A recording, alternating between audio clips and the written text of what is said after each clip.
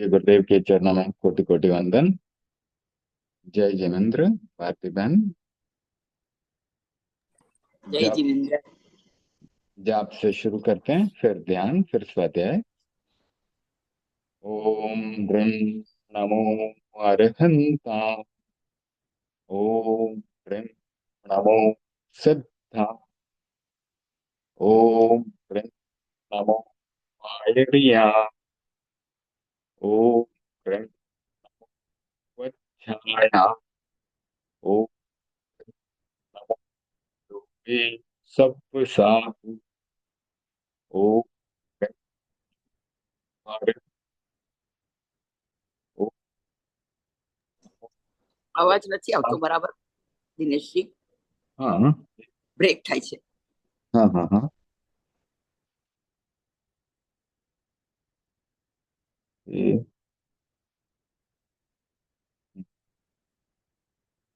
ओम ह्रीं नमो अरिहंता। ओम ह्रीं नमो सिद्धा। ओम ह्रीं नमो आयर्या। ओम नमो वत्साया। ओम ह्रीं नमो लोये सब साहूणम्। ओम ह्रीं नमो अरहन्ताणम्। ओम ह्रीं नमो सिद्धाणम्। ओम ह्रीं नमो आयर्याणम्। ओम ह्रीं नमो वज्रायाणम्। ओम ह्रीं नमो लोये सब्बसाहूणम्। ओम ह्रीं नमो अरहन्ताणम्। ओम ह्रीं नमो सिद्धाणम्। ओम ह्रीं नमो आयर्याणम्। ओम ह्रीं नमो वज्रायाणम्। ओम ह्रीं नमो लोये सब्बसाहूणम्। ओम ह्रीं नमो अरहन्ताणम्। ओम ह्रीं नमो सिद्धाणम्। ओम ह्रीं नमो आयर्याणम्। ओम ह्रीं नमो वत्सायाणम्। ओम ह्रीं नमो लोये सब्बसाहूणम्। ओम ह्रीं नमो अरहन्ताणम्। ओम ह्रीं नमो सिद्धाणम्। ओम ह्रीं नमो आयर्याणम्। ओम ह्रीं नमो वत्सायाणम्। ओम ह्रीं नमो लोये सब्बसाहूणम्। ओम ह्रीं नमो अरहन्ताणम्। ओम ह्रीं नमो सिद्धाणम्। ओम ह्रीं नमो आयर्याणम्। ओम ह्रीं नमो वत्सायाणम्। ओम ह्रीं नमो लोये सब्बसाहूणम्। ऐसो पंचणमुक्तारो सब्बपावपणासनो मंगलानां च सब्बेशं परमं हवै मंगलम। परमं हवै मंगलम। ध्यान के लिए आसन का चुनाव करें। सुखासन, वज्रासन, पद्मासन, बद्ध पद्मासन, या जहाँ कहीं भी सुखपूर्वक बैठ सकते हैं वैसे बैठें। रीढ़ की हड्डी और गर्दन एकदम सीधी रखें। आंखें कोमलता से बंद करें और हाथ की मुद्रा ज्ञान मुद्रा हो, इस प्रकार से।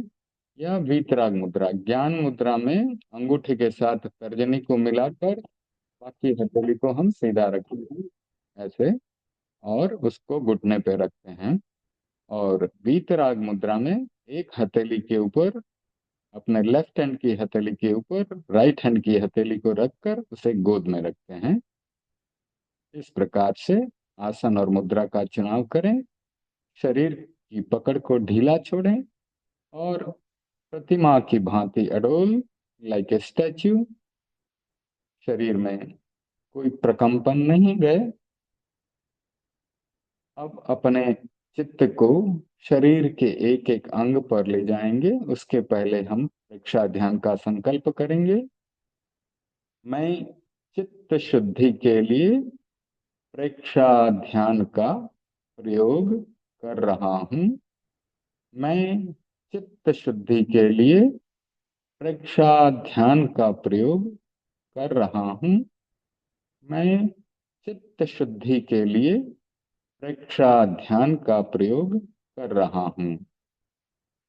तस् उत्तरीकरणेन पायच्छित्करणेन विसोहीकरणेन विसल्लीकरणेन पावाणं कम्माणं निगायनत्थाय थामि कौसगम।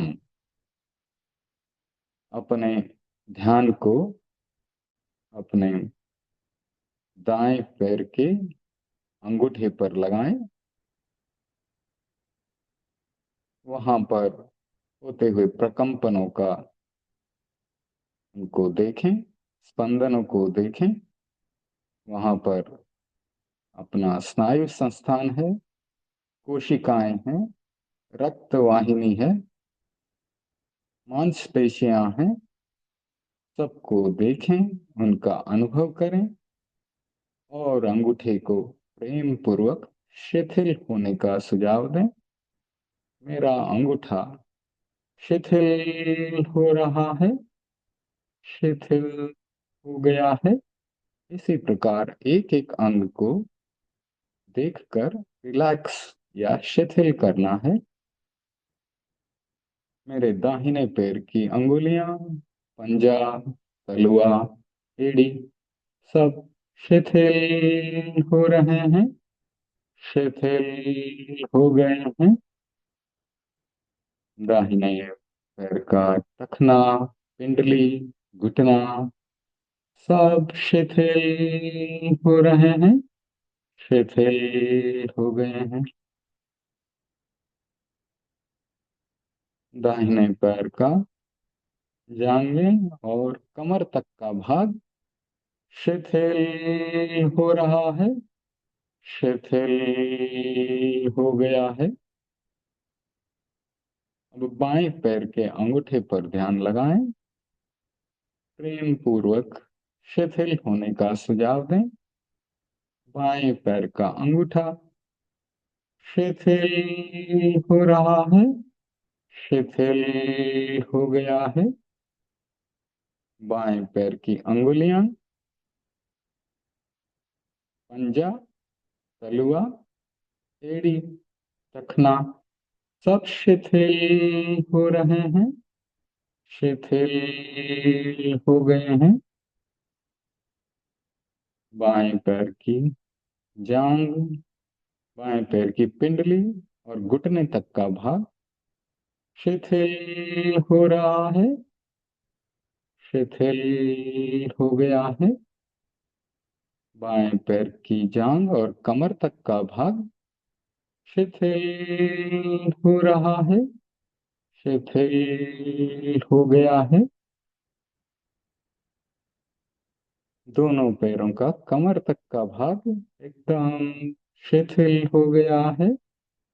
अब अपना ध्यान कमर से ऊपर और नाभि के बीच में जो स्वास्थ्य केंद्र है उसके भीतर के अंगों पर ध्यान लगाएं।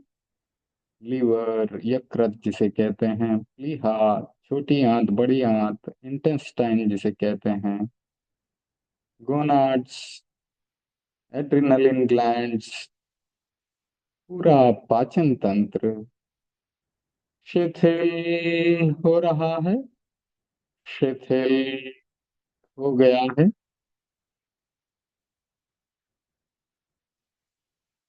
अब अपना ध्यान नाभि और उसके पास आसपास के भागों पर लगाएं। नाभि का भाग तेजस केंद्र है। नाभि का भाग शिथिल हो रहा है, शिथिल हो गया है। अब नाभि के ऊपर के भाग पर ध्यान लगाएं। पसलियां, फेफड़े, हार्ट या हृदय जहाँ पर आनंद केंद्र है, ये सब शिथिल हो रहे हैं, शिथिल हो गए हैं। कंधे तक का भाग आगे का पूरा शिथिल हो गया है, शिथिल हो गया है। अब अपना ध्यान पीठ के भाग पर लगाएं। रीढ़ की हड्डी के अंत में शक्ति केंद्र है। शक्ति केंद्र से लेकर ऊपर गर्दन के पहले कंधे तक पूरी रीढ़ की हड्डी, उसके साथ कनेक्टेड स्नायु संस्थान, नर्वस सिस्टम और पूरी पीठ का भाग सब शिथिल हो रहा है। शिथिल हो गया है। कंधे भी, दोनों कंधे शिथिल हो रहे हैं, शिथिल हो गए हैं। अब अपना ध्यान कंधे के ऊपर गर्दन के भाग पर लगाएं। गर्दन के भाग में स्वर यंत्र, भोजन नलिका, श्वास नलिका, थायराइड ग्लैंड, पैराथायराइड ग्लैंड, सब स्वर यंत्र, ये सब शिथिल हो रहे हैं, शिथिल हो गए हैं। गर्दन के ऊपर ध्यान लगाएं। चुड्डी, दोनों होंठ, दोनों गाल, जिह्वा, दंत पंक्ति, जिह्वा के ऊपर की छत, तालू, ये सब भाग शिथिल हो रहे हैं, शिथिल हो गए हैं।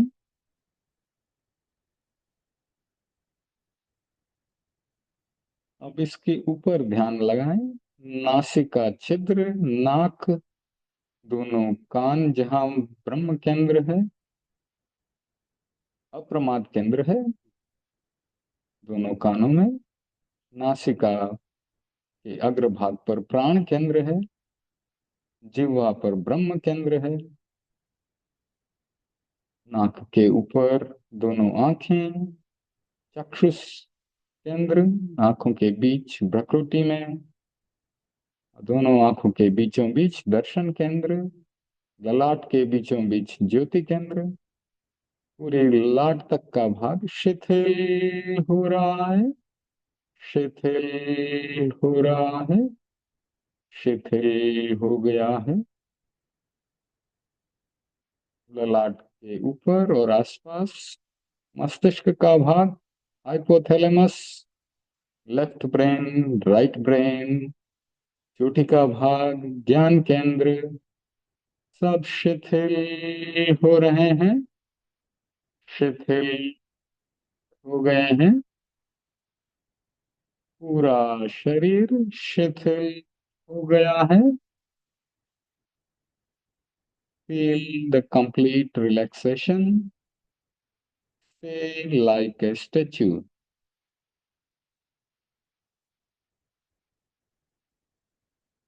पूरे शरीर को शिथिल किया। Feel the energy flowing through the whole body. पूरा शरीर शक्तिमान बन रहा है। Revitalization is happening in the body.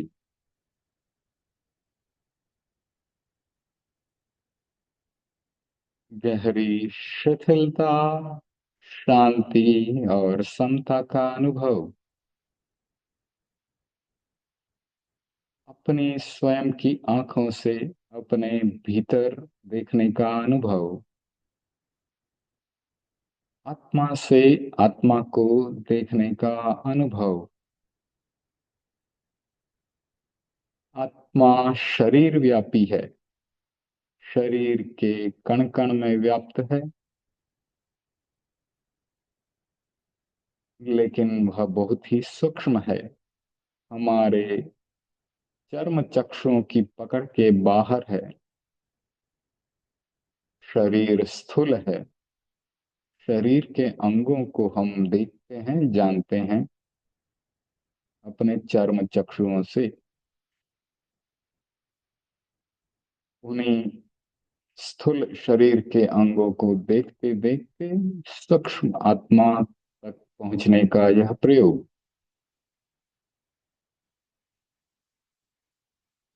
ऐसा बताया जाता है कि इन 13 केंद्रों में और हमारी ग्लैंड्स जहां जहां हैं वहां आत्मा सघन रूप से मौजूद है। इसलिए भी हम उन केंद्रों का, प्रेक्षा ध्यान के केंद्रों का अवलोकन करते हैं, वहां ध्यान करते हैं।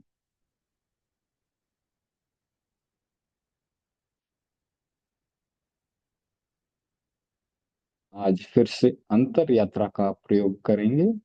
अंतर यात्रा भी भीतर जाने का एक प्रयोग है। इसमें हमारा ध्यान रीढ़ की हड्डी में से प्रवाहित होता है।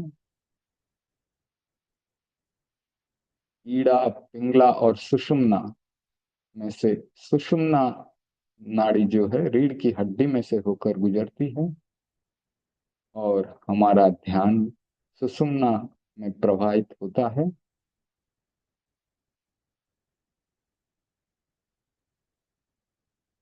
श्वास लेते समय हम चोटी से, जहाँ ज्ञान केंद्र है, वहां से होते हुए रीढ़ की हड्डी से होते हुए नीचे जाते हैं। रीढ़ की हड्डी के अंतिम भाग पर जहाँ शक्ति केंद्र है, वहां पर शक्तियां इकट्ठी करते हैं और वहां से शक्तियों को श्वास छोड़ते हुए ऊपर ले जाते हैं और ज्ञान केंद्र पर चोटी के भाग पर छोड़ देते हैं। यह है अंतर यात्रा का प्रयोग। जैसे कि कुएं में बाल्टी जाती है और अंदर से पानी लेकर फिर ऊपर आती है, उसी प्रकार से हमें शक्तियों को शक्ति केंद्र से उठाकर ज्ञान केंद्र पर लाना है। ये शक्ति के ऊर्ध्वारोहण का प्रयोग है और केंद्र को शक्तिमान बनाने का, मजबूत बनाने का प्रयोग है। श्वास भरते हुए चोटी के भाग से ऐसी कल्पना करें कि एक बाल्टी नीचे जा रही है रीढ़ की हड्डी से होते हुए। श्वास भरते हुए नीचे जाएं, शक्ति केंद्र से शक्तियों को बाल्टी में भरें और श्वास छोड़ते हुए रीढ़ की हड्डी के भीतर में ही ऊपर उठें और सब शक्तियों को ज्ञान केंद्र पर लाकर छोड़ दें। फिर से श्वास भरते हुए बाल्टी को नीचे ले जाना है। रीढ़ की हड्डी के अंतिम भाग पर शक्ति केंद्र पर शक्तियां इकट्ठी करें और श्वास छोड़ते हुए बाल्टी को, शक्तियों से भरी बाल्टी को ऊपर लाएं और ज्ञान केंद्र में खाली करें। फिर से श्वास भरते हुए खाली बाल्टी नीचे ले जाएं। रीढ़ की हड्डी के अंतिम भाग पर शक्ति केंद्र से शक्तियां इकट्ठी करें, बाल्टी भर के श्वास छोड़ते हुए ऊपर उठाएं और चोटी के भाग पर, ज्ञान केंद्र पर शक्तियों को खाली करें।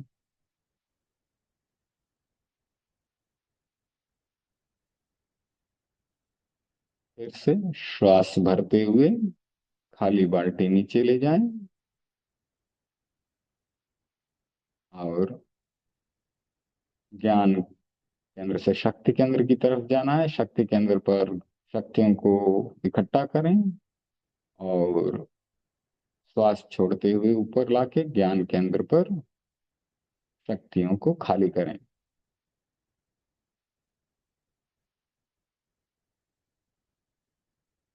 यह अंतर यात्रा का प्रयोग है। सुषुम्ना के जागरण का प्रयोग है। अब अपना ध्यान नाक के अग्रभाग पर लगाएं और आते हुए श्वास को देखना है, जाते हुए श्वास को देखना है। सिर्फ श्वास का अनुभव करें। जिस प्रकार एक चौकीदार बैंक के बाहर कुर्सी लगाकर बैठता है और आते जाते ग्राहक को देखता है, उसी प्रकार अपने ध्यान को नाक के अग्रभाग पर लगाकर आते श्वास को देखना है, जाते हुए श्वास को देखना है।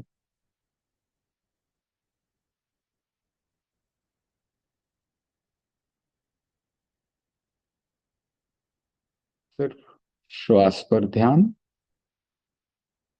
श्वास आ रहा है, श्वास जा रहा है।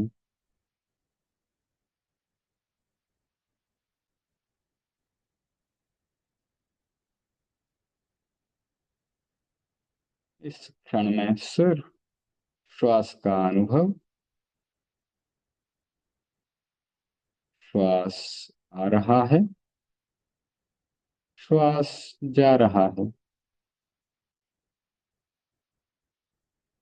यह एक न्यूट्रल निष्पक्ष आलंबन है और समय हमारे साथ है। जब जब श्वास पर ध्यान जाता है, राग और द्वेष पर से ध्यान हट जाता है, कषायों का शमन होता है। लंबे श्वास की स्थिति में क्रोध मान माया लोभ इतना नहीं सताते हैं, इसलिए श्वास पर ध्यान करते हैं। श्वास आ रहा है और श्वास जा रहा है।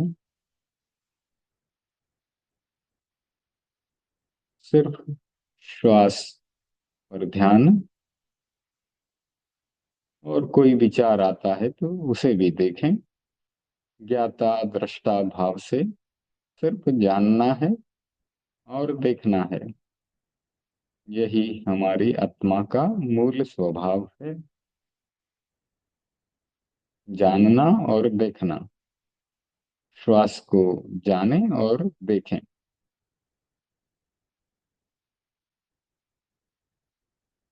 श्वास आ रहा है, श्वास जा रहा है।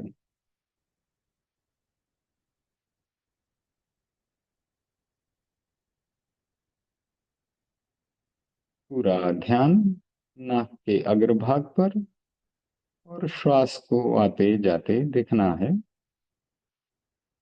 प्रयत्न पूर्वक श्वास को लंबा कर सकते हैं। लंबा श्वास आ रहा है, लंबा श्वास जा रहा है।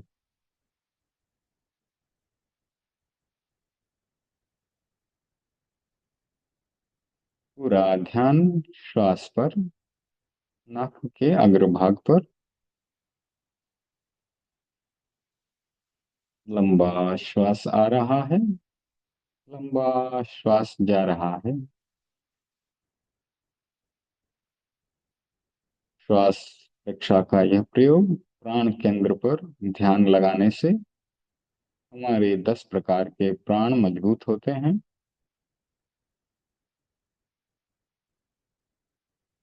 स्वास्थ्य के अच्छे होने के साथ साथ राग द्वेष का भी शमन होता है। उस समय शांत होते हैं कषाय, इसलिए श्वास पर ध्यान लगाया जाता है। श्वास परीक्षा के बाद अब हम ज्योति केंद्र की परीक्षा करेंगे।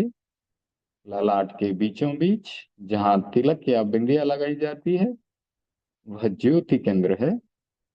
वहां पर श्वेत रंग का ध्यान, जो रंग मुख पत्ती का है, साधु संत के कपड़ों का ध्यान, श्वेत रंग का ध्यान, शरद पूर्णिमा के चांद के रंग का ध्यान, हिमालय जैसे पर्वत पर जैसे बर्फ गिरी है उस प्रकार के श्वेत रंग का ध्यान, दूध और दही के जैसे श्वेत रंग का ध्यान। क्योंकि श्वेत रंग समता और शांति का प्रतीक है।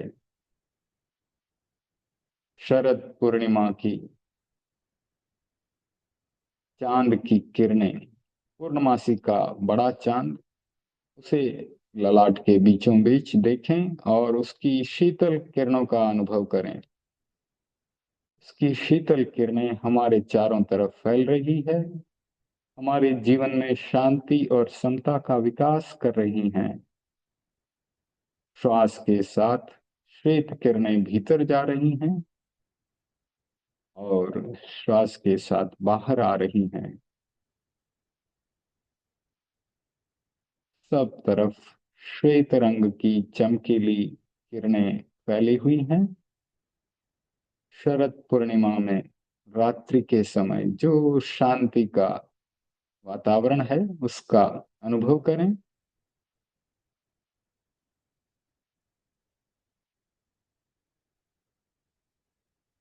जीवन में समता का विकास हो रहा है, शांति का विकास हो रहा है, सरलता का विकास हो रहा है।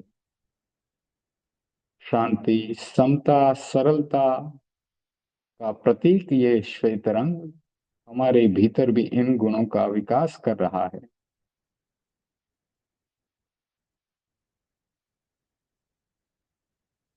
संपिखये अपग मप्पये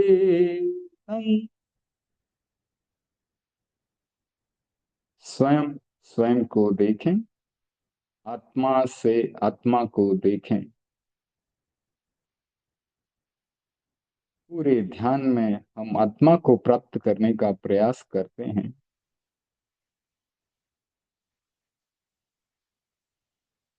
संपिखये अपग मप्पयेणम् स्वयं स्वयं को देखें, आत्मा से आत्मा को देखें। बहुत ही छोटा सूत्र लेकिन बहुत ही सुंदर सूत्र। आत्मा के मूल गुणों को बताने वाला सूत्र। संपिखये अपग मप्पयेणम्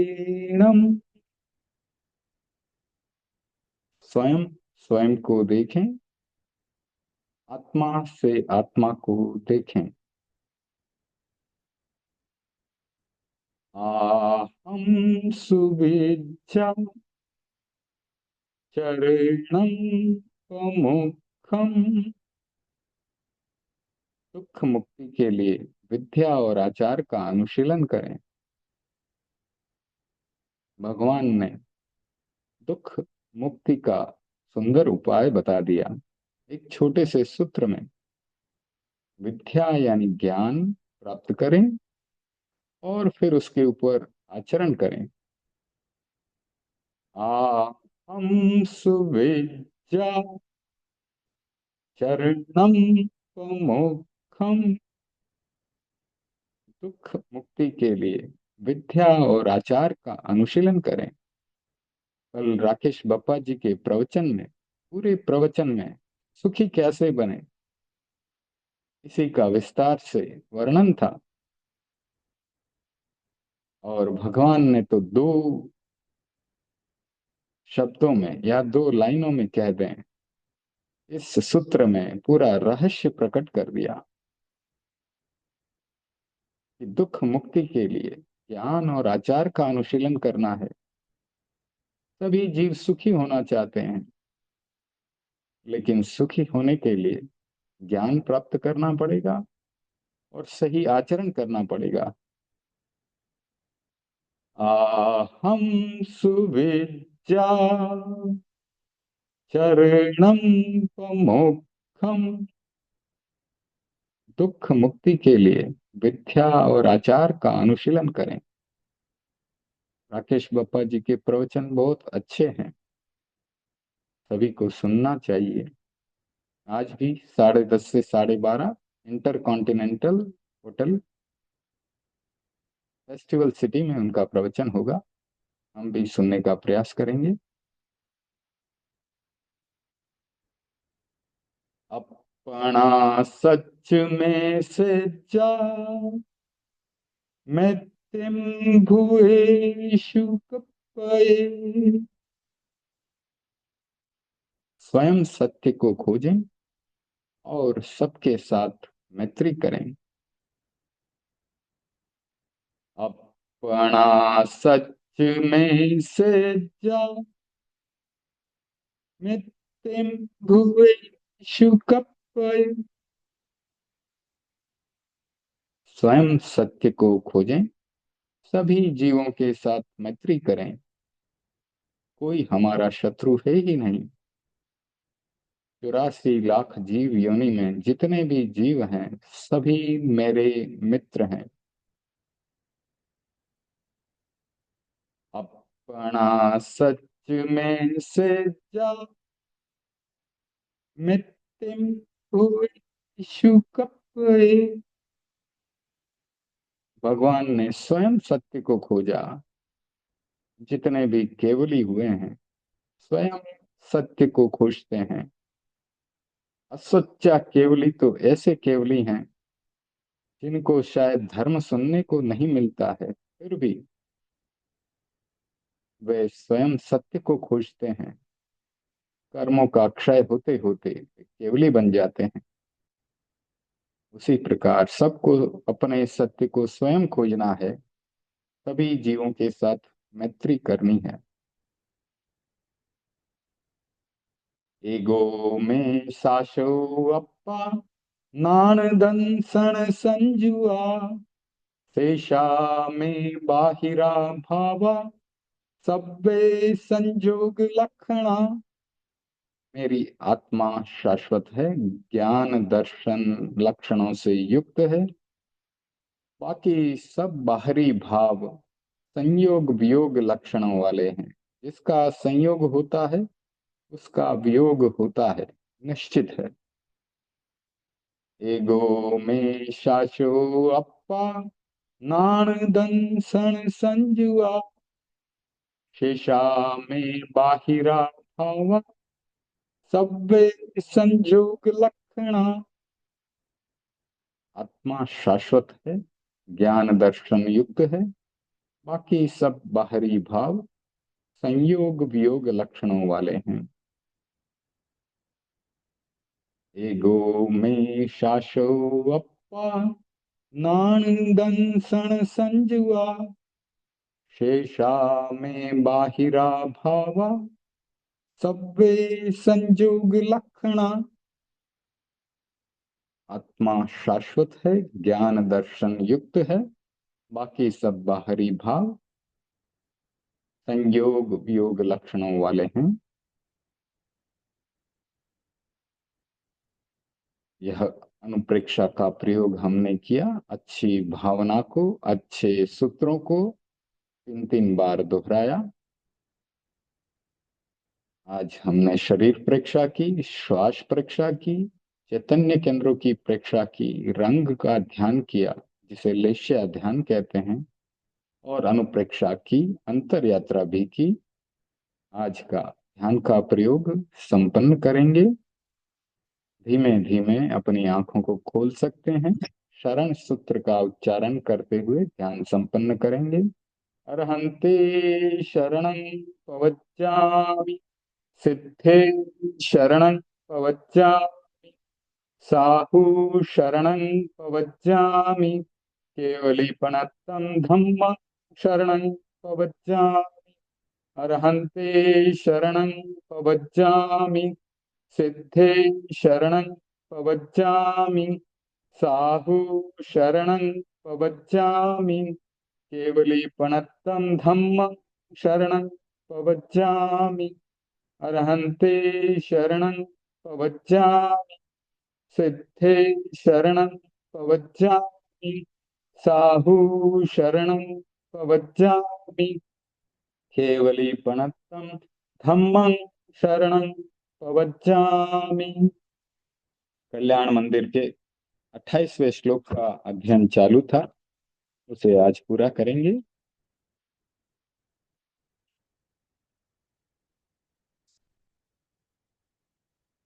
इस श्लोक में हमने देखा कि रत्नों से भरे हुए मोली बंद यानी कि मालाएं वे भी प्रभु के चरणों में आ रही हैं। यह हमें बता रहा है कि अगर आपको अच्छा मन रखना है तो महलों में रहने की बात न सोचें, धरती पर रहने की बात सोचें। बहुत ही मर्म की बात है। जो व्यक्ति धरती से जुड़ा हुआ है वह बहुत काम कर सकता है। जो सदा महलों में रहता है वह सुविधा का भोग करता है, पर वह प्रजा को कभी सुखी नहीं बना सकता। यदि वह लक्ष्य बनाता है कि प्रजा सुखी रहे, जनता सुखी रहे, तो महलों को, सुविधाओं को छोड़कर उसे झोपड़ी में जाना होगा। जिस प्रकार से चाणक्य के उदाहरण से हमने समझा कि चाणक्य इतने बड़े साम्राज्य का मंत्री था, लेकिन रहता कहाँ था? घास फूस की झोपड़ी में रहता था। झोपड़ी में रहकर एक सन्यासी की तरह का जीवन जीकर उसने जो विधान बनाया, उससे इतना बड़ा राष्ट्र सुचारू रूप से चलता था और प्रजा सुखी रहती थी, और इतना बड़ा साम्राज्य उसने खड़ा किया था। तो सुमनस बनना होगा। यदि मन अच्छा नहीं है, सुमनस नहीं है, तो फिर वह झोपड़ी को छोड़कर महलों की सुविधाओं में रहेगा। एक सामाजिक स्थिति और एक शाश्वत सच्चाई को आचार्य श्री ने प्रकट किया है। अगर हमारा शासक वर्ग सुविधावादी बन गया, केवल सुविधा का भोग करेगा, अधिक से अधिक पदार्थों का भोग करेगा, फिर वह प्रजा के सुख की बात नहीं सोच सकता, क्योंकि उसके पास प्रजा के बारे में सोचने का समय ही नहीं होगा। वह भोग विलास में ही डूबा रहेगा। हमारा इतिहास बताता है कि हमारे राजा महाराजा जो जो भी भोग विलास में डूबे, उनका अंत हो गया। आपको पता है कि संयोगिता और पृथ्वीराज, पृथ्वीराज कितना वीर था। उसने कितनी बार मोहम्मद मोहम्मद गोरी को हराया। तो बार बार मोहम्मद गोरी को हराता था, लेकिन फिर जो है भोग विलास में डूब जाता था। और मोहम्मद गोरी ने भी हार नहीं मानी, वह बार बार चढ़ाई करके आता था, और अंत में मोहम्मद गोरी जीत गया। तो जब जब भी भोग विलास में राजा महाराजा डूबे, उन्हें अपनी सत्ता गंवानी पड़ी। तो हम धर्म के एक सूत्र को पकड़ें। भगवान महावीर ने कहा है, यह 10वें कालिक का सूत्र है और बहुत ही अच्छा लगता है मुझे भी। सुहसा यगस समणस साया उलगस निगाम साइस उच्छोलना पहोइस दुल्हा सुगई तारी सगस। तो यह साधुओं की चर्या के बारे में है। जो साधु साता का इच्छुक होता है, उस साधु की गति अच्छी नहीं होती। जो हमेशा यह सोचता है कि मुझे सुख सुविधा मिले, मैं आराम से बैठा रहूं, कोई श्रम नहीं करना पड़े, आनंद भोगता रहूं, जो निरंतर सुख सुविधा की चाह करता है, उसे सुगति सुलभ नहीं होती है। क्योंकि साधु का जीवन तपस्या का जीवन है, श्रम का जीवन है। आपको पता ही है कितने कितने किलोमीटर विहार करना पड़ता है।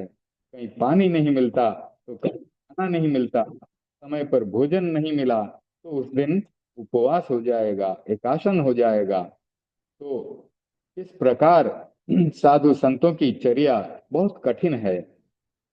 इसीलिए इस श्लोक में बताया गया कि जो साधु साता का इच्छुक है, उनकी गति सुगति होनी बहुत मुश्किल है। जो निरंतर सुख सुविधा की चाह करता है, उसे सुगति सुलभ नहीं होती। भोजन किया और 2-3 घंटे निश्चिंतता के साथ सो गया, स्वाध्याय नहीं किया, ध्यान नहीं किया, अध्ययन नहीं किया, परावर्तन नहीं किया, प्रवचन नहीं किया, साधु गृहस्थ के घर जाता है, सीधा भोजन मिल जाता है, उसे भोजन बनाने की जरूरत नहीं होती है। लोग भक्ति भाव से देते हैं, उसे खाओ और फिर मौज करो। यह अच्छे साधु का लक्षण नहीं है। तो प्रसंगवश ये श्लोक यहाँ पर उद्धृत है। पूज्य गुरुदेव तुलसी जी अहमदाबाद में चातुर्मासिक प्रवास कर रहे थे। गुरुदेव ने कहा, मुनि जम्बू विजय जी यहाँ हैं, आगमों पर अच्छा कार्य किया है और कर रहे हैं। उस समय आचार्य तुलसी जी भी आगमों पर कार्य करने का प्रारंभ कर चुके थे या विचार कर रहे थे, और उनके साथ आचार्य श्री महाप्रज्ञ जी आगम के अनुसंधान में जुड़े हुए थे। और जब उन्होंने सुना कि जम्बू विजय जी महाराज साहब बहुत अच्छा काम कर रहे हैं, तो उनसे मिलने की इच्छा हुई। आचार्य श्री महाप्रज्ञ जी से कहा उनसे मिलो। तो वे उनके प्रवास स्थल पर गए, उनसे मिले और उनसे काम करने के बारे में चर्चा की। पूछा कि आप अकेले काम कर रहे हैं? तो उन्होंने कहा कि क्या करूं, मैं तो अकेला काम करना नहीं चाहता, साथ में और लोगों को भी लेना चाहता हूं, लेकिन जिसको भी साथ में लेता हूं तो उसके बारे में मैं कुछ आपको निवेदन करना चाहूंगा। मैं तो आहार करते ही कुछ समय बाद काम में लग जाता हूँ, लेकिन दूसरे जो साधु महाराज आते हैं वे 3-3 घंटे विश्राम करते हैं। फिर ऐसे कैसे काम चलेगा, कैसे काम आगे बढ़ेगा और कैसे मेरा साथ उनके साथ निभेगा? तो इस प्रकार से उन्होंने जब बताया तो आचार्य श्री महाप्रज्ञ जी समझ गए कि जम्बो विजय जी जो काम अकेले कर रहे हैं वो मिल करके नहीं कर पाएंगे। तो यहाँ पर यह उदाहरण एक दिया गया, उसके उसका जो फल या फलित है या उसका जो निष्कर्ष निकलता है वो यही है कि श्रम किए बिना सफलता नहीं मिलती, श्रम तो करना ही पड़ेगा। हम गृहस्थ की बात ही छोड़ दें, सुविधावादी प्रकृति वाला साधु भी सुमनस नहीं हो सकता। कितनी बड़ी बात लिख दी है। वह प्रजा का हित नहीं कर सकता और अपना भी हित नहीं कर सकता। सुमनस का बहुत अच्छा विवेचन आनंद सूत्र में है। हमारे जो आगम हैं उनमें सूत्र भरे पड़े हैं। अभी दशवें कालिक का सूत्र बताया, अभी ठाणम से बताया जा रहा है। सुमन यानी फूल ने भी एक अच्छी बात सोच ली कि मुझे इंद्र के मुकुट पर नहीं रहना है, भगवान की चरण धूलि में रहना है। अगर फूल भी ऐसी बात सोच सकता है तो एक शिक्षित और विकसित मस्तिष्क वाला आदमी ऐसा क्यों न सोचे कि मुझे सुविधा का भोग कर, सुविधाओं में जीवन बिताकर जीवन को व्यर्थ नहीं करना है। उसका चिंतन इस बिंदु पर केंद्रित रहना चाहिए कि मुझे धर्म की धूलि में रहना है। धर्म का, प्रवचन का जहां अवसर मिले हमें उपयोग कर लेना चाहिए। जहां भी मौका मिले वहां पर प्रवचन या धर्म की बात सुनने पहुंच जाएं और सोचें कि कठोर जीवन जीना है जिससे मैं सुमनस बन सकूं, मेरा मन सदा पवित्र बना रह सके। श्रम पूर्ण जीवन जीना है और ज्ञान ध्यान का अभ्यास करते रहना है। तो यह श्लोक यहाँ संपूर्ण हो रहा है।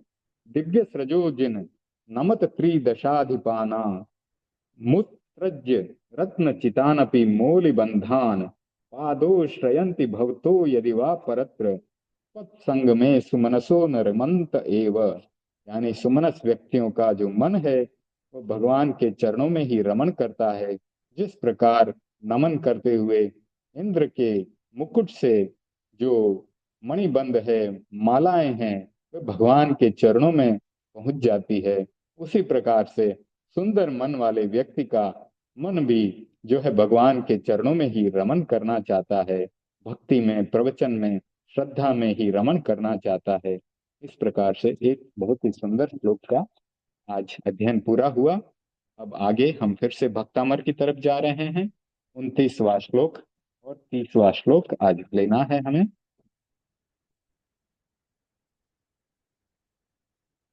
सिंहासने मणिमयूख शिखा विचित्रे विभ्राजते तव वपुः कनकावदातम् बिंबम वेद विलस दंशु लता वितानम तुंगोदयाद्रिशीर्षिव सहस्त्र रश्मे है। तो इसमें बताया जा रहा है कि सिंहासन, ये सिंहासन भी एक प्रकार का जो है तीर्थंकर भगवान का जो प्रातिहार्य कहते हैं वह है। सिंहासन पर, स्फटिक सिंहासन पर तीर्थंकर विराजते हैं। तो इसके बारे में बताया जा रहा है।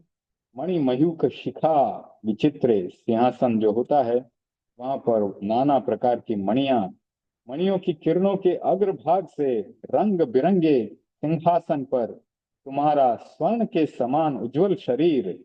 तो कैसी कल्पना कर रहे हैं।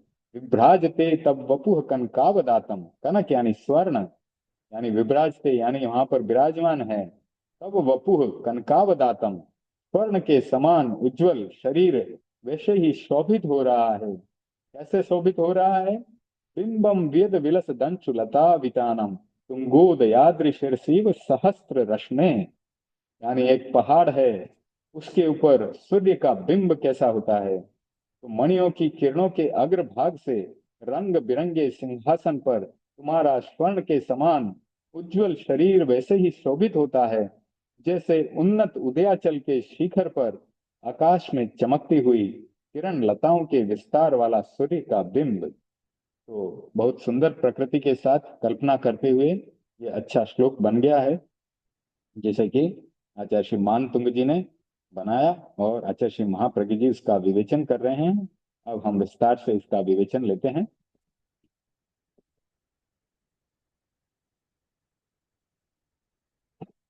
स्तुतिकार अनेक दृष्टियों से अपने आराध्य की स्तुति करता है।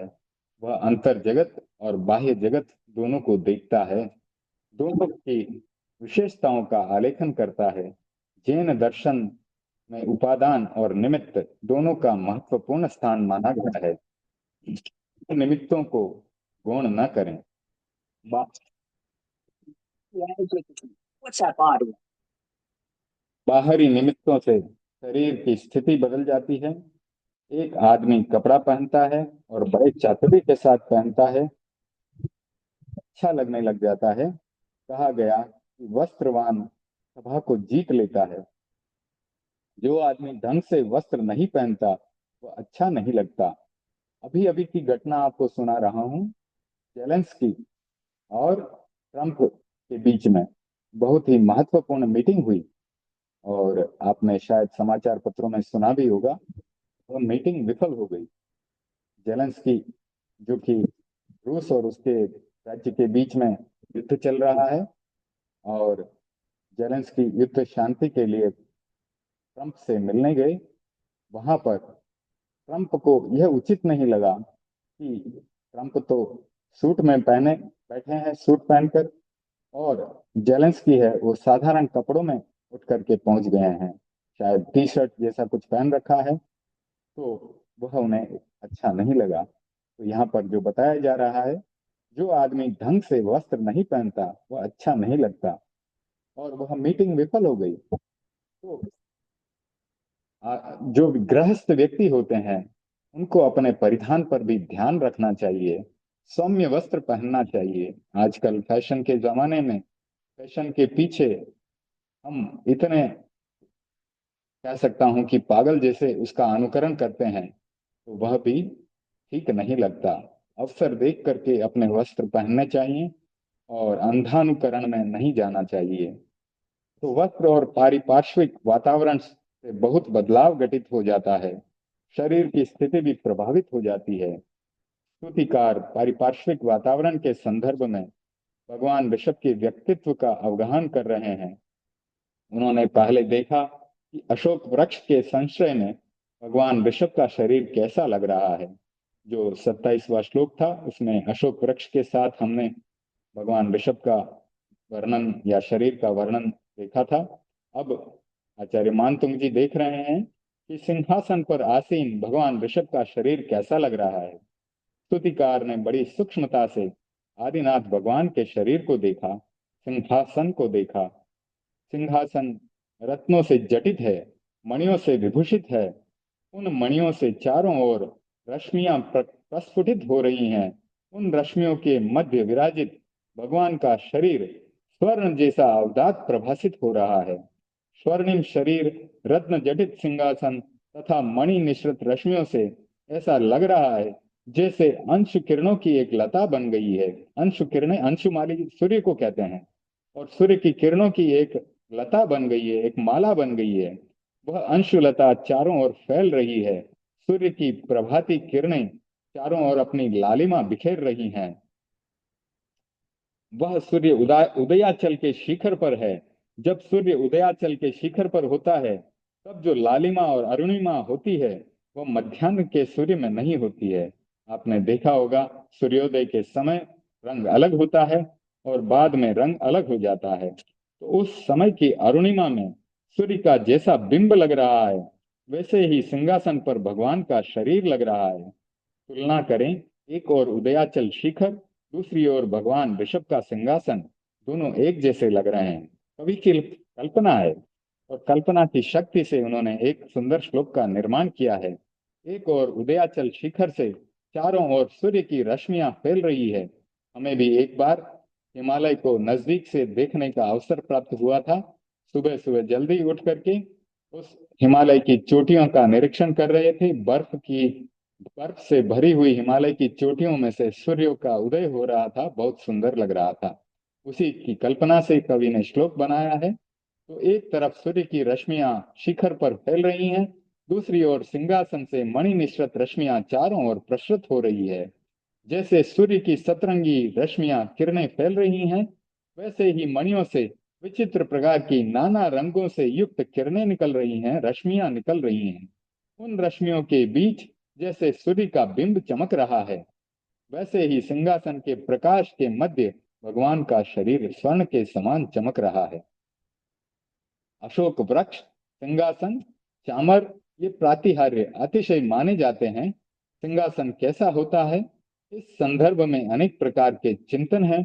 कुछ लोग मानते हैं कि देवता सिंहासन तैयार करते हैं। कुछ लोगों का मत है कि भगवान जिस शिलापट पर विराजते हैं, वह शिलापट प्रभास्वर बन जाता है। आभा मंडल से उसमें दीप्ति आ जाती है, तो भगवान के अतिशय से उसमें दीप्ति आ जाती है। स्तुतिकार ने भगवान ऋषभ के सिंहासन को अतिशय के रूप में देखा है, प्रातिहार्य के रूप में देखा है, और यह अस्वाभाविक भी नहीं है। जहाँ सिद्ध योगी बैठते हैं, वहां आसपास में उनके आभा मंडल की रश्मियां फैल जाती हैं।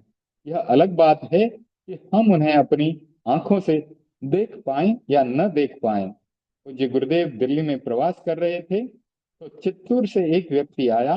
वह आभा मंडल का अध्ययन करता था। एक सामान्य आदमी को आभा मंडल दिखाई नहीं देता है, किंतु वह व्यक्ति आभा मंडल को देख लेता था। किस व्यक्ति का आभा मंडल कितना निर्मल और पवित्र है अथवा कितना मलिन और भद्दा है, उसे इसकी पहचान हो जाती थी। राजल देसर में विदेश से एक आभा मंडल विशेषज्ञ आया। उसके पास ऐसा कैमरा था जिससे आभा मंडल का फोटो लिया जा सके। उसने अनेक लोगों के अंगूठे के फोटो लिए और उसके आधार पर उनके व्यक्तित्व का विश्लेषण किया। तो ऐसा प्रतीत होता है कि एक प्रातिहार्य को प्रतीकात्मक रूप दे दिया गया। इसे वैज्ञानिक शब्दावली में परिभाषित करें तो कहा जा सकता है कि आभा मंडल और उससे निकलने वाली रश्मियों का प्रकाश चारों ओर फैल रहा है। प्रस्तुत प्रस्तुत करने का ढंग अलग अलग हो सकता है। प्रस्तुतिकरण का अलग अलग कोण होता है, वह व्यक्ति के ऊपर निर्भर करता है। कहीं स्थूल जगत की चेतना को प्रतीकात्मक रूप देकर सूक्ष्म जगत की व्याख्या कर दी जाती है, तो कहीं सूक्ष्म चेतना के स्तर पर घटित जो होने वाली घटना है, उसको स्थूल जगत के स्तर पर प्रस्तुत कर दिया जाता है। तो जहाँ स्तुति का प्रसंग है, वहां कण को भी मेरु बनाया जा सकता है, राई को भी पहाड़ बनाकर प्रस्तुत किया जा सकता है। काव्यानुशासन के अनुसार कवि का अपना समय और सिद्धांत होता है। कवि का समय सामान्य सिद्धांत से नहीं मिलता। सब जानते हैं समुद्र में कमल नहीं होता, कमल तो तालाब में ही होता है, पुष्करणी में होता है, मीठे जल में होता है। यह समुद्र के खारे जल में कभी नहीं उठ सकता। तो कवि का सत्य इससे सर्वथा अलग है। उसके सामने सत्य असत्य होता ही नहीं है। यह कवि का सत्य है। जहां भी जलाशय है, जल है, वहां कमल का वर्णन कर दो। सामान्य जन कहेगा यह तो सत्य नहीं हो सकता, यह असत्य बात है, समुद्र में कमल नहीं होता। किंतु कवि के लिए यह सत्य है, वह समुद्र में भी कमल खिला सकता है। तो स्तुतिकार ने अपनी कल्पना से तथ्य को कोई भी रूप दे सकता है और दिया है। यथार्थ को परखने का अलग दृष्टिकोण हो सकता है। स्तुतिकार ने जिस रूप में देखा, उसी रूप में तुलना कर दी। जैसे उदयाद्रि से रश्मियां फूटती हैं, वैसे ही आदिनाथ भगवान के सिंहासन में रश्मियां फूट रही हैं। जैसे अंशु की लता है, वैसे ही मणि से निकलने वाली रश्मियों की लता है। उन रश्मियों के बीच जैसे सूर्य का बिंब प्रभास्वर है, वैसे ही आदिनाथ भगवान का शरीर प्रभास्वर हो रहा है। उदयाद्रि और सिंहासन, अंशुलता और मणि से निकलती हुई रश्मियां, मणि मिश्रित रश्मियां, सूर्य का बिंब और आदिनाथ भगवान का शरीर। तो इस तुलना को काव्य का विषय बनाते हुए आचार्य मानतुंग जी ने प्रस्तुत श्लोक की रचना कर दी। सिंहासने मणिमयूख शिखा विचित्रे विभ्राजते तव वपुः कनकावदातम बिंबम विद विलस दंशुलता वितानम तुम गोद यादृशर्षिव सहस्त्र रश्मे। अशोक वृक्ष और सिंहासन के बाद आचार्य मानतुंग जी की दृष्टि चामर पर केंद्रित हो गई, क्योंकि वह भी अगला प्रतिहार्य है। अब चामर के बारे में क्या बात आती है, देखते हैं। तो तीर्थंकर का एक अतिशय यह है कि उन पर चंवर डुलाए जाते हैं। चंवर को देख आचार्य मानतुंग सूर्य जी के मस्तिष्क में एक नई कल्पना प्रस्फुटित हो गई, क्योंकि कवि हैं तो नई नई कल्पनाएं करते हैं और श्लोक बन जाता है। विकल्प उभरा, चंवर के परिपार्श्व में आदिनाथ भगवान की छवि कैसी लग रही है। हमारा निर्णय परिपार्श्व के आधार पर होता है, किसी परिप्रेक्ष्य अथवा संदर्भ के आधार पर होता है। संदर्भ के बिना कोई अर्थ नहीं होता। स्तुतिकार ने चामर के साथ भगवान को देखा तो शरीर की छवि फिर से बदल गई। अपेक्षा के अनुसार जो है वातावरण बदल जाता है, बोलने का ढंग बदल जाता है, कथन बदल जाता है। तो आदिनाथ भगवान के चारों ओर श्वेत चामर जो है झुलाया जा रहा है। ऐसा लग रहा है जैसे चारों ओर श्वेतिमा फैल गई है। कुंदावदात चल चामर चारु शोभम, विभ्राजते तव वपुः कल धौत कांतम, उद्यत शशांक शुचि निर्जर वारिधारम, मुच्चे तटम सुरगिरेरिव शात कुंभम। तो क्या लग रहा है, अर्थ करते हैं पूरा। स्तुतिकार ने चामर के साथ भगवान को देखा तो शरीर की छवि बदल गई। आदिनाथ के चारों ओर श्वेत चामर झुलाए जा रहे हैं। ऐसा लग रहा है जैसे चारों ओर श्वेतिमा फैल गई है। जैसा कि हमने ध्यान किया, श्वेत रंग के चंद्रमा की श्वेत किरणें चारों तरफ फैल रही है, उसी प्रकार से यहाँ पे भी बताया जा रहा है कि श्वेतिमा चारों तरफ, श्वेत रंग की किरणें ही समझ लो, चारों तरफ फैल रही है। श्वेतिमा के लिए कवियों ने कुंद के फूल का बहुत प्रयोग किया है। बहुत ही श्वेत होता है कुंद का फूल। तो कुंद के समान अवतार श्वेत चामर सम्मोहक लग रहे हैं। श्वेतिमा ही श्वेतिमा बिखर रही है, यानी एक तरह से समझ लें कि चंद्रमा की चांदनी ही बिखर रही है। जैसे चामर नहीं, कुंद के फूल ही जल रहे हैं, इसमें भगवान के परिपार्श्व में श्वेतिमा व्याप्त हो गई है। चारों ओर व्याप्त श्वेतिमा के बीच आपका शरीर कल धौत कांत अर्थात चमकती हुई चांदनी जैसा कमनीय लग रहा है। तो चांदनी की चमकती हुई चांदी के जैसा कमनीय लग रहा है। चांदी को आपने देखा होगा, एकदम श्वेत चमकीली उसका रंग होता है। तो ऐसा प्रतीत हो रहा है जैसे पर्वत के शिखर से निर्मल निर्जर के जल की श्वेत धारा नीचे गिर रही है। शिखर से गिरती हुई ये जलधारा उगते हुए चांद जैसी प्रतीत हो रही है। इस प्रकार के वातावरण में आदिनाथ का शरीर एकदम श्वेत प्रतिभासित हो रहा था। उगता हुआ श्वेत चांद, मेरु पर्वत के शिखर से गिरती हुई श्वेत जलधारा, डूलता हुआ श्वेत चंवर और इन सब के मध्य सुशोभित भगवान का शरीर शुभ्र श्वेतिमा से आकीर्ण था। तो कैसे कैसे कवि कल्पना करते हैं और कैसे कैसे शब्दों से उसको बताया जाता है।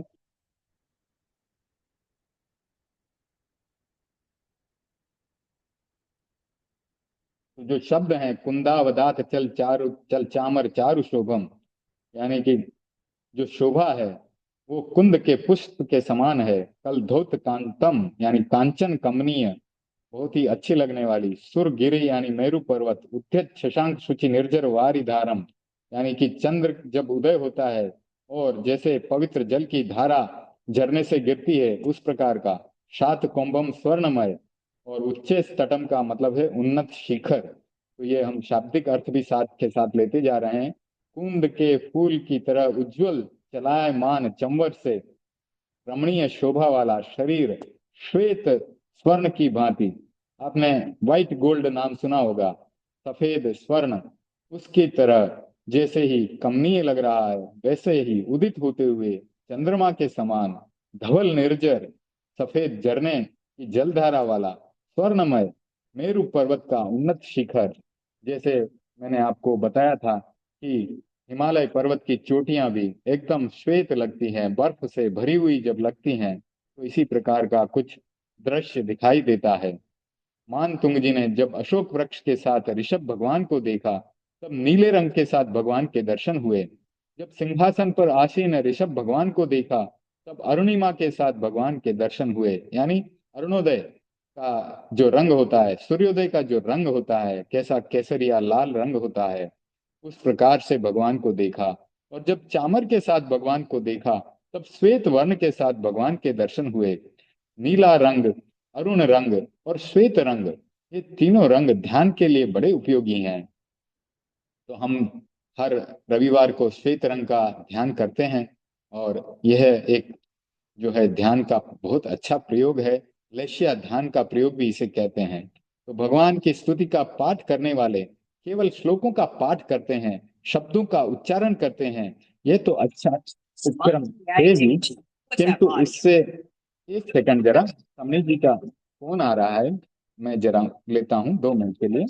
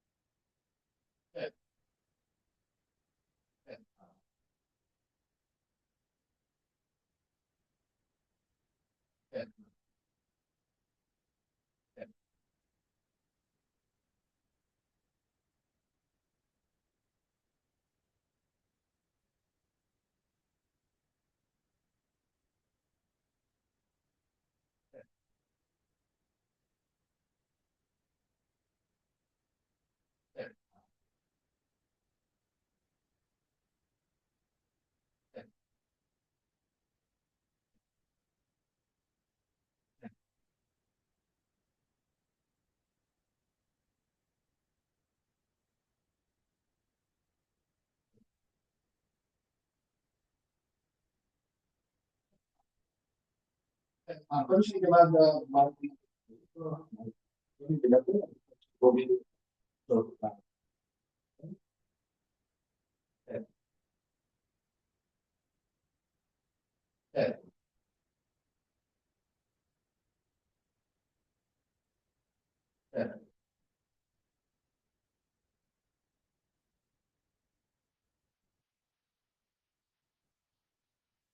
ठीक है।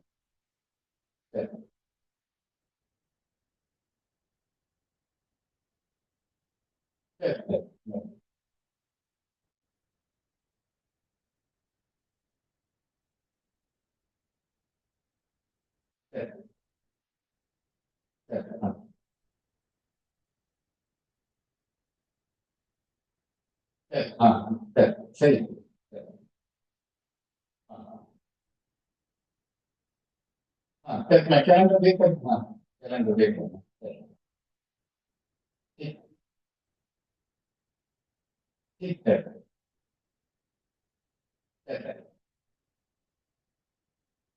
हाँ, हाँ, मैं कैलेंडर देख करके साथ में आपने पूरा मेल कर दूंगा। अच्छा, ठीक है। हाँ, कृपा करिए, बहुत बहुत कृतज्ञ बताने के समय। एकदम गुरु कृपा है, आपकी कृपा है, आपका आशीर्वाद में बढ़िया चल रहा है सब। अभी स्वास्थ्य भी एकदम चालू है, तो मैं आपको फोन बक्ता नगर और, हाँ, बक्ता नगर कल्याण नगर कर रहे हैं। कृपा करिए बंदान इंसान प्रतिक्रिया।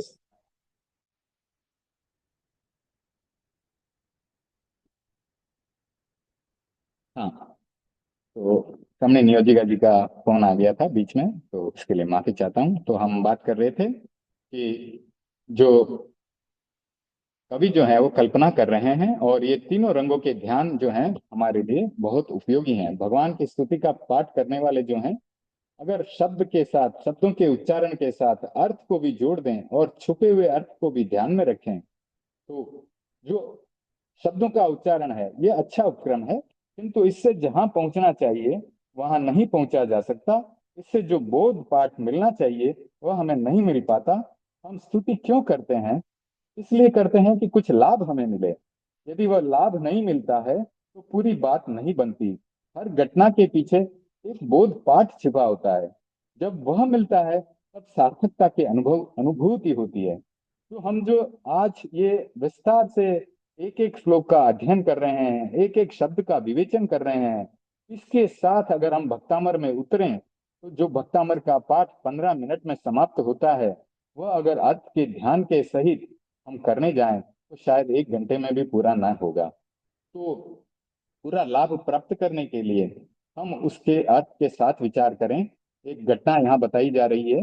एक सन्यासी बचपन में ही गुरु के पास विकसित हो गए। वह गुरु के पास रहते थे, उनकी सेवा भक्ति करते थे, और जिस कमरे में गुरु रहते उसकी सफाई करते। एक दिन वह कमरे की सफाई कर रहे थे, और सफाई करते करते एक जो वहां पर गुरु जी की मूर्ति थी, वह जो है गुरु जी को बहुत प्रिय थी।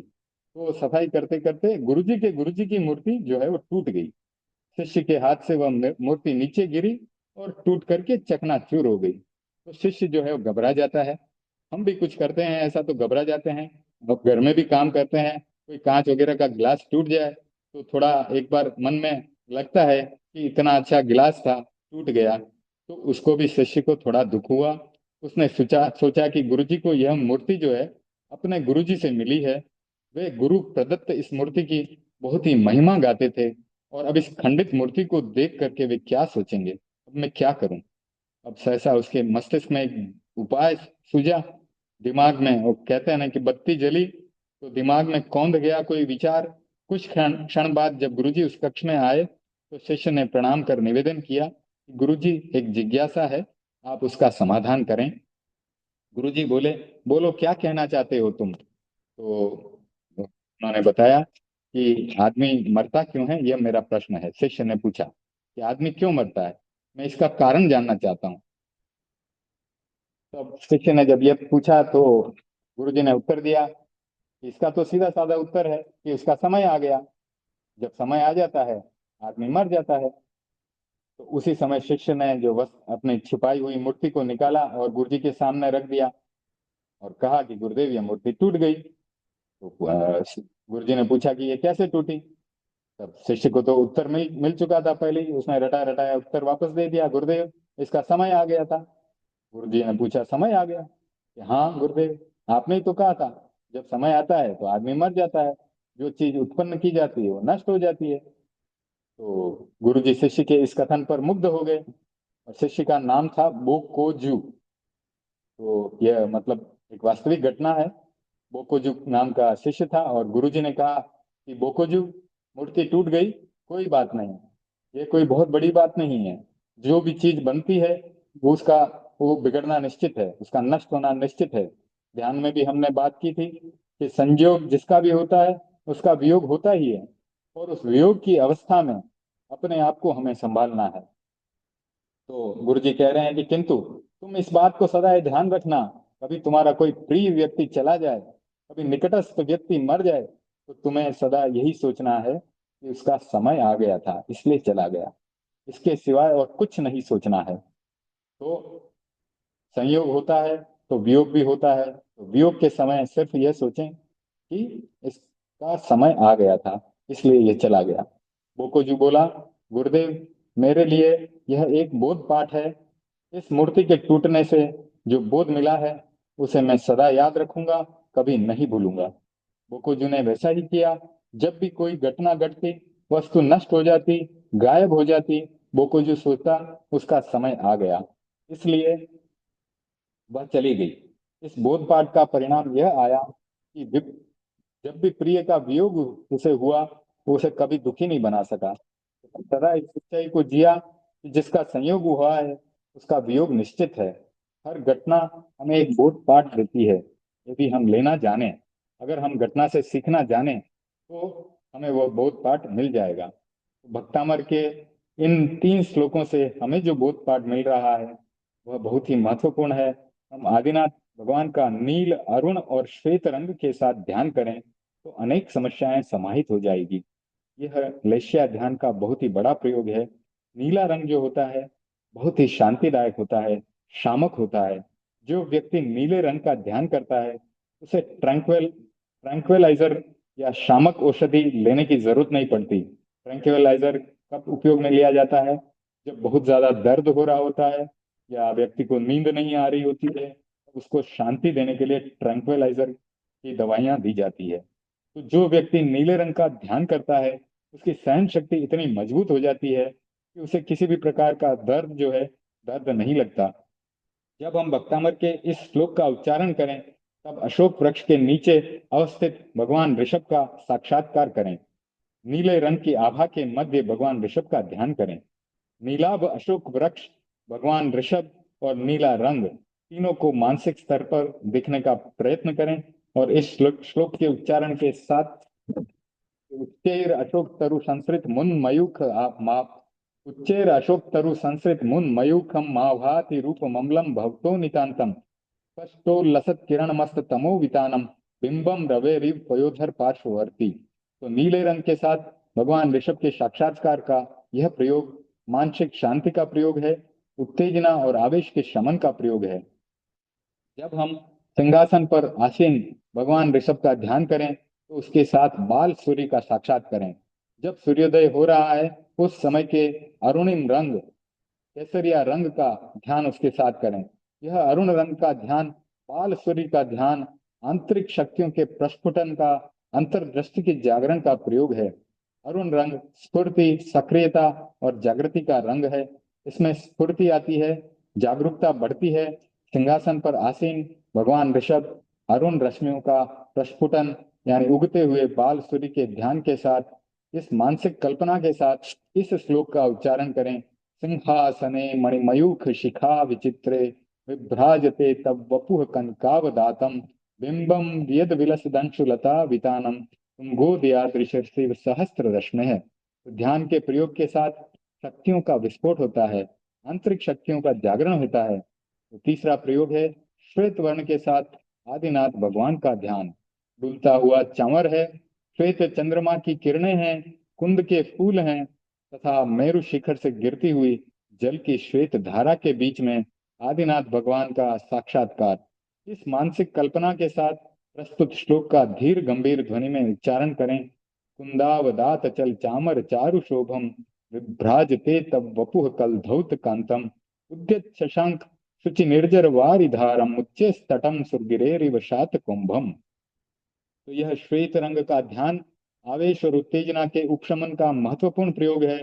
भक्तामर के ये 3 श्लोक लेश्या ध्यान के 3 प्रयोग हैं। तो जिस लेश्या ध्यान की हम चर्चा कर रहे हैं उस लेश्या ध्यान के ये 3 प्रयोग बहुत ही महत्वपूर्ण प्रयोग हैं।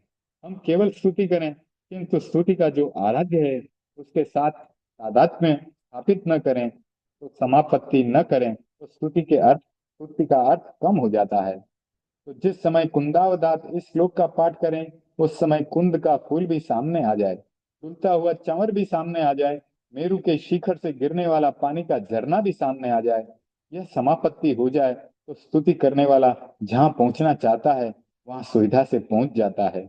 तो कवि की कल्पना के साथ हमारे मस्तिष्क के सामने एक दृश्य उपस्थित हो जाता है और उस दृश्य के साथ में, उस रंग के साथ में उन चमर और झरने को देखते हुए अगर हम इस श्लोक का उच्चारण करें तो कितना सुंदर हमारा ध्यान सधेगा। तो वो जिस आराध्य के साथ तादात्म्य की अनुभूति हम करना चाहते हैं उस आराध्य के साथ तादात्म्य की अनुभूति हो जाएगी। केवल भक्तामर के श्लोक पाठ को गलत तो नहीं कहा जा सकता, वह भी अच्छी बात है, किंतु उससे वह उपलब्धि नहीं हो सकती जो समापत्ति अथवा तादात्म्य की अनुभूति होनी चाहिए। तर्कशास्त्र में कहा गया है न ही कपर्दि कामात्रेण धनवान इत्युच्यते।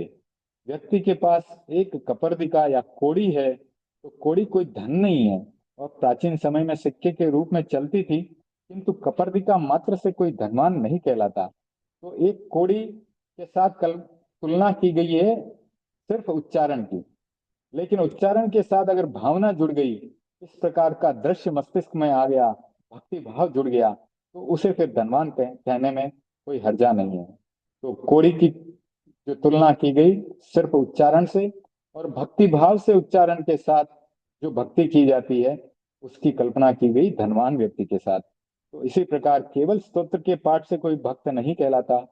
शब्द, शब्द का अर्थ, तात्पर्यार्थ और उसके साथ तादात्म्य की अनुभूति, जहां ये सब जुड़ जाते हैं, वहां स्तुति का वांछित परिणाम जल्दी मिल सकता है। तो भक्तामर महत्वपूर्ण स्तोत्र है। यह माना जाता है कि जब मानतुंग जी ने भक्तामर की रचना की तो चमत्कार घटित हो गया, बंधन टूट गए। ये चमत्कार केवल शब्दों के उच्चारण मात्र से घटित नहीं होता। जब तक शब्द के साथ भावना का योग नहीं मिलता, उसके अर्थ के साथ तादात्म्य नहीं जुड़ जाता, तब तक शक्ति का विस्फोट नहीं होता। अगर कोई व्यक्ति आपको पकड़ करके समुद्र के पानी में डुबोने की कोशिश कर रहा है, तब आपके भीतर जो शक्ति प्रस्फुटित होगी, वह शक्ति अलग होगी, जबकि आप सामान्य रूप से डुबकी लगा रहे हैं।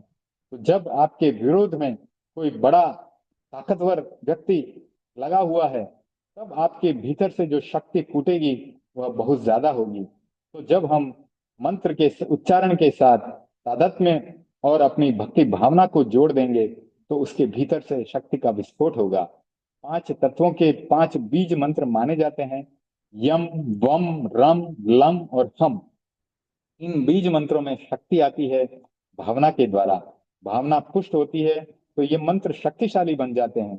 यह एक परीक्षित तथ्य है। यदि भावना पूर्वक रम का 1000 बार उच्चारण किया जाए तो 1 डिग्री तापमान निश्चित बढ़ जाए। यदि भावना पूर्वक 1000 बार वम का उच्चारण किया जाए तो 1 डिग्री शीतलता बढ़ जाए। तो ये प्रयोग से जो सिद्ध किए हुए मंत्र, एक एक अक्षर के मंत्र हैं, वो बताए गए हैं यहाँ, और उनके प्रयोग से क्या रिजल्ट निकलता है वो बताया है। तो भावना की इस शक्ति का मूल्यांकन करें। स्तुतिकार ने भगवान को जिस रूप में देखा है, वास्तव में वह रूप ध्यान के लिए बड़ा उपयोगी है। इन श्लोकों में आचार्य मानतुंग जी ने जिस वैज्ञानिक ढंग से स्तुति की है, उसका गहराई से अनुशीलन करें, प्रयोग की भूमिका पर जिएं, तो निश्चित ही इस स्तुति का मर्म समझ पाएंगे। ऋषभ भगवान की सन्निधि की उपलब्धि का मार्ग प्रशस्त हो जाएगा। तो आज भक्तामर के 29वें और 30वें श्लोक का अध्ययन समाप्त हुआ, संपूर्ण हुआ। अब हम बढ़ रहे हैं 29वें श्लोक, जो कि कल्याण मंदिर स्तोत्र से लिया जा रहा है, आचार्य सिद्ध सेन रचित। कल्याण मंदिर स्तोत्र भी बहुत ही प्रभावशाली रचना है। ये श्लोक है, परांगमुख होना भी सीखें।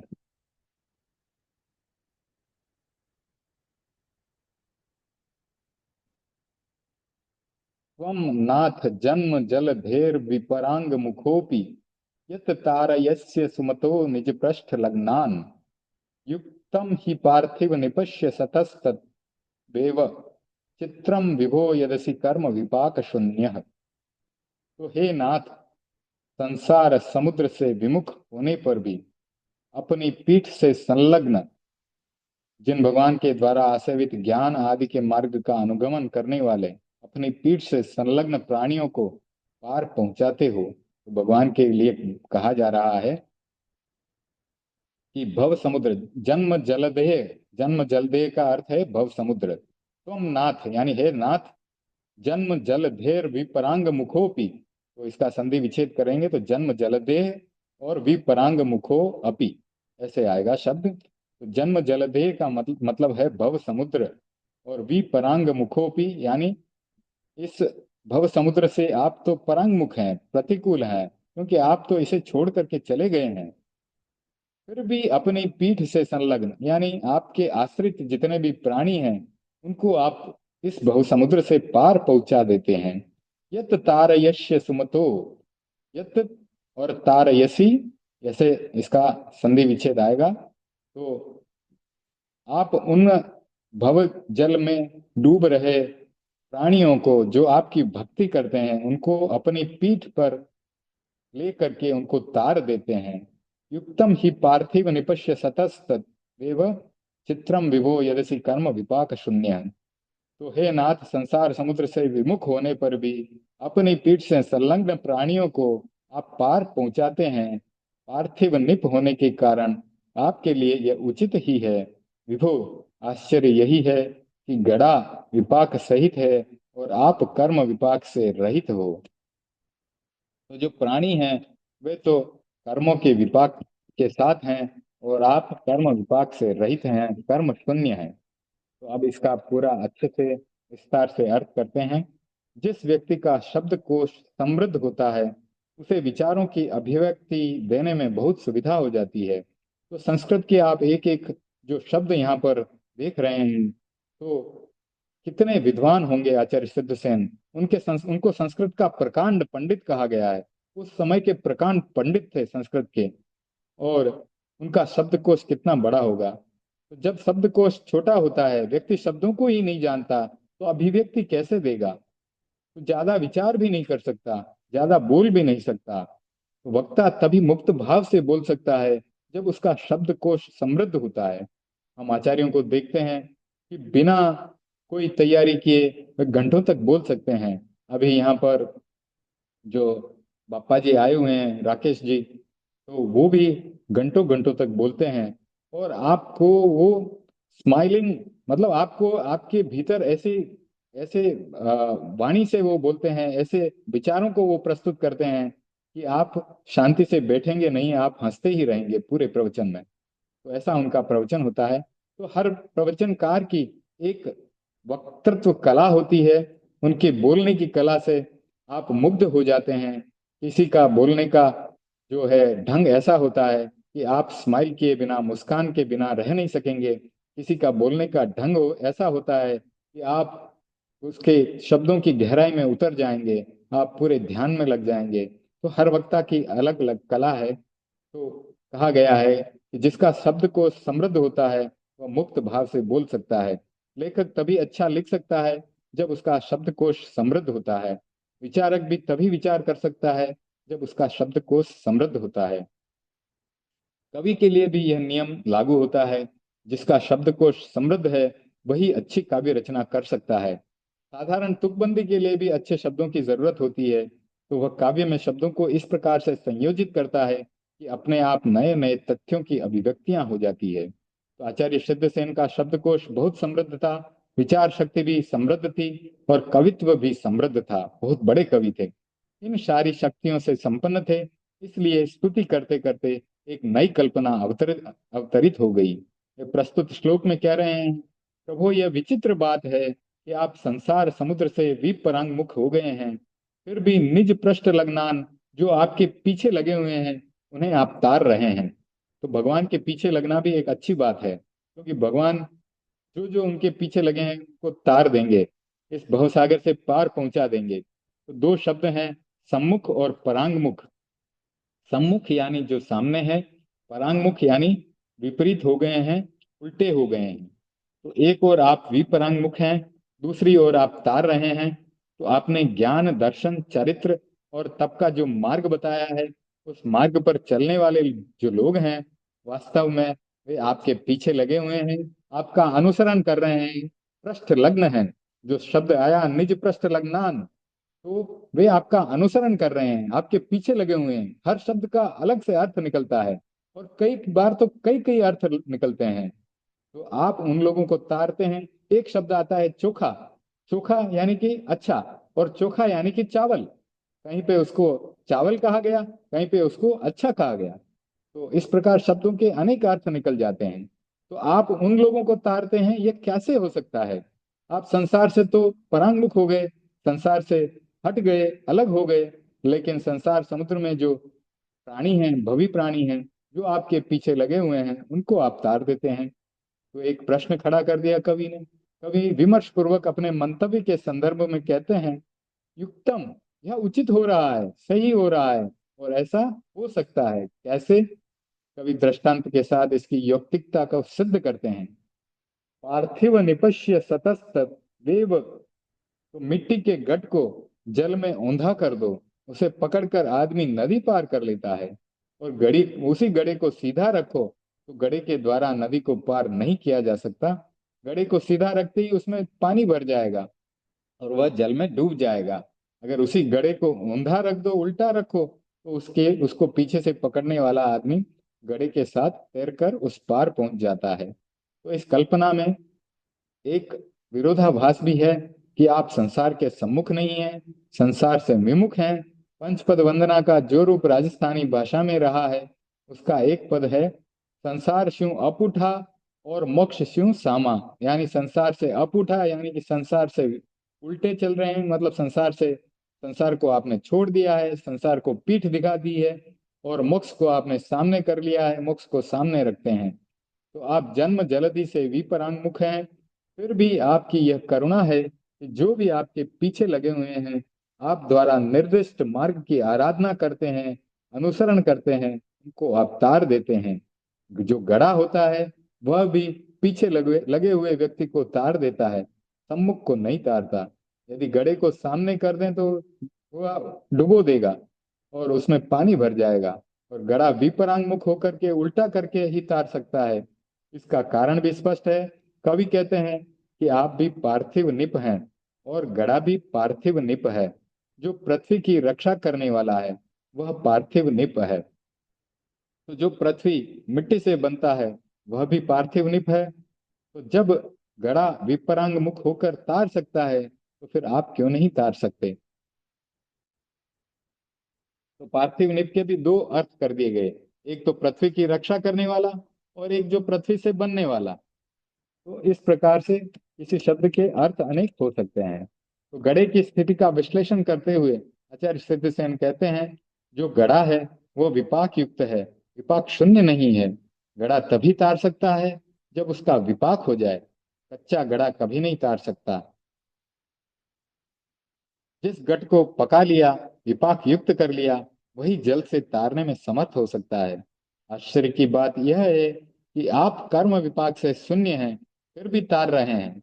तो कवि ने काव्य में अलंकार पूर्ण भाषा का प्रयोग कर सच्चाई को अभिव्यक्ति दी है। तो काव्यानुशासन में एक हृदय स्पर्शी तथ्य प्राप्त हो रहा है। प्रश्न आया कि कवि और सहृदय, इन दोनों में किसका महत्व ज्यादा है। कहा गया कवि का महत्व है, पर कवि से भी ज्यादा महत्व सहृदय का है।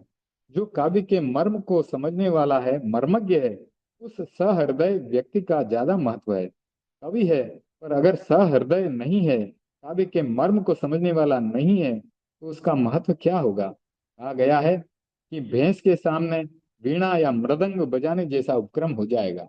भैंस के सामने कोई ढोल या मृदंग बजाता है तो भैंस को तो कुछ समझ में नहीं आता है, उस मृदंग बजाने का कोई अर्थ नहीं रहता है। तो जो व्यक्ति काव्य के मर्म को समझने वाला नहीं है, उसकी युक्ति और वक्रोक्ति को भी, उसके व्यंग को भी समझने वाला नहीं है, तो उसका क्या अर्थ होगा। काव्य वही श्रेष्ठ माना जाता है जिसमें कि वक्रोक्ति या व्यंग तो होती है, लेकिन सीधी बात कहने वाला कोई काव्य हो नहीं सकता है। ऐसा बताया जा रहा है कि कवि जो कविता करता है उसमें वक्रोक्ति या व्यंग के माध्यम से इतनी बात, बड़ी बात कह देता है कि उसका हमारे पर असर होता है। तो काव्य वही होता है जहाँ वक्रोक्ति होती है, व्यंग्योक्ति होती है, 54. और व्यंजना होती है। तो वक्रोक्ति और व्यंजना, Mayan Kotari, USA. Metropolitan. वक्रोक्ति और व्यंजना के बिना काव्य श्रेष्ठ नहीं माना जाता। वही काव्य श्रेष्ठ माना जाता है जिसमें वक्रोक्ति होती है। सीधी बात कहने से उतना असर नहीं होता। काव्य में व्यंजना खोजनी होती है कि कवि क्या कहना चाहता है, तब व्यंजना होती है, नई स्फुरना होती है, तभी कोई नया काम होता है। एक आदमी काम करता है, जो काम चल रहा है उसे करता चला जाता है। जब विचार में कोई व्यंजना आती है, वक्रोक्ति आती है, तब वह कोई नया काम कर सकता है।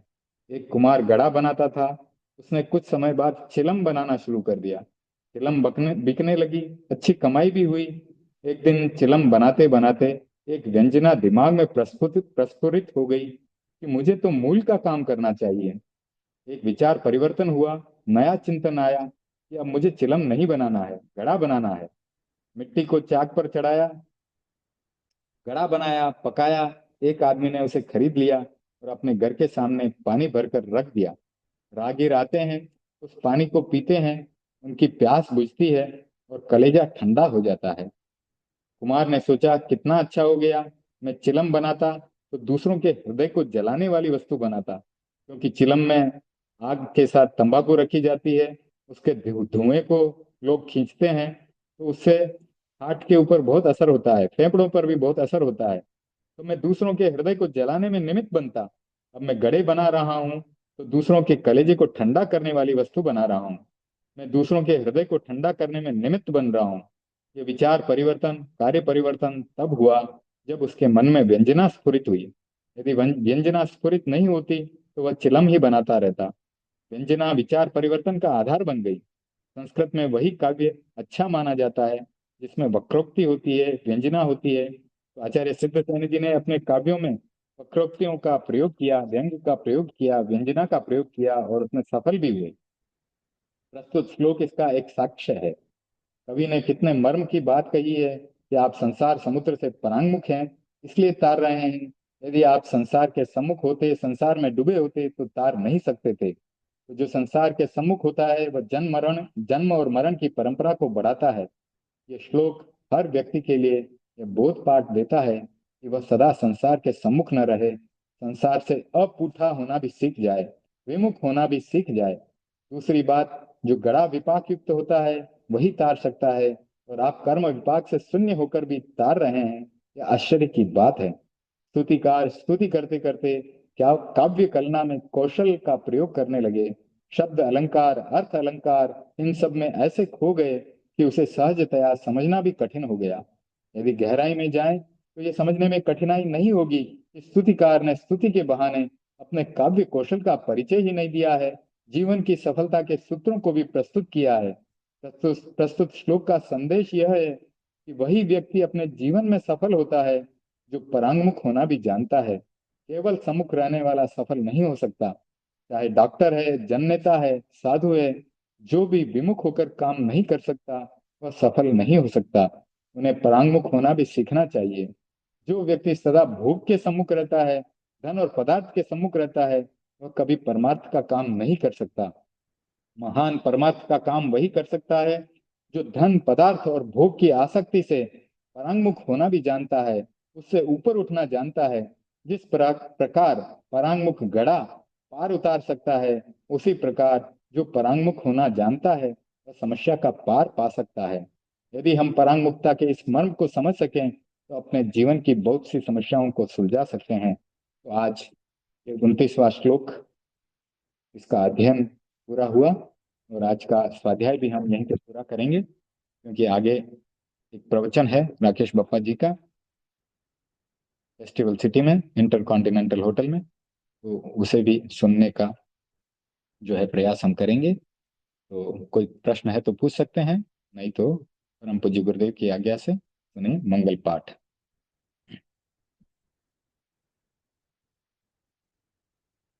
ओम ह्रीं नमो अर्हन्ताणम्।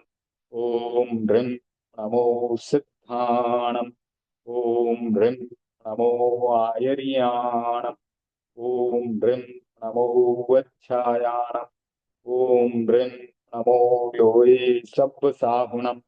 एसो पंचण मुक्कारो सब्ब पावपणासनो मंगलानं च सब्बे सिंह परमं हवै मंगलम्।